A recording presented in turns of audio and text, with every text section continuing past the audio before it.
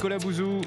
Bonjour Dimitri, bonjour Anissa. Bonjour. Alors c'est la rentrée parlementaire en ce moment, Nicolas. L'un des gros sujets, ça va être le projet de loi plein emploi et notamment la fameuse réforme du RSA. Ouais, alors on parle vraiment d'un enjeu crucial. Comment faire pour que notre système d'aide sociale ne soit pas en contradiction avec la reprise d'un emploi, mais au contraire, encourage la reprise d'un emploi.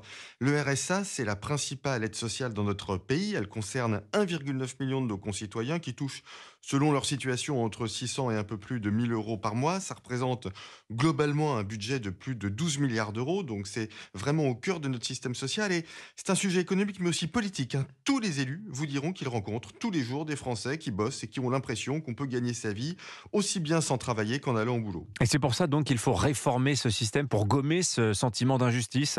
Écoutez, les choses sont simples à comprendre. Le RSA a vraiment une vertu. Il permet d'éviter que la pauvreté et les inégalités explosent. Ça, c'est un aspect qui marche bien, mais il a un immense défaut. Il ne réintègre pas dans l'emploi. Écoutez ça, Dimitri. Depuis 2017, le nombre de chômeurs est passé de 2,8 millions de personnes à moins de 2,3 millions aujourd'hui. Ce sont les chiffres de l'INSEE. Le nombre de chômeurs sans aucune activité a même baissé dans des proportions plus rapides. Mais le nombre de titulaires du RSA est resté quasiment stable. Ça montre bien qu'il y a un problème. Ça montre bien que le RSA est certes un filet anti-pauvreté, mais pas un outil de réinsertion.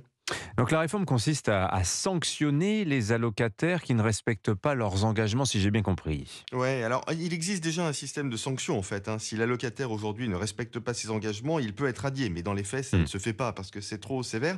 Donc là, on va instaurer un système de droits de devoirs plus clair avec 15 heures d'activité obligatoire. Alors, c'est pas du travail gratuit, mais ce sont des activités de formation ou d'insertion dans des associations, dans le secteur public, dans les entreprises. Écoutez, c'est un système qui fonctionne dans de nombreux pays, ça fonctionne bien dans le nord de l'Europe. Un droit entraîne un devoir. Franchement, je ne vois pas ce qu'il y a d'illogique. CQFD, mais ça va mieux en le disant. Merci beaucoup Nicolas Bouzou, À signature demain. Europe 1. À demain.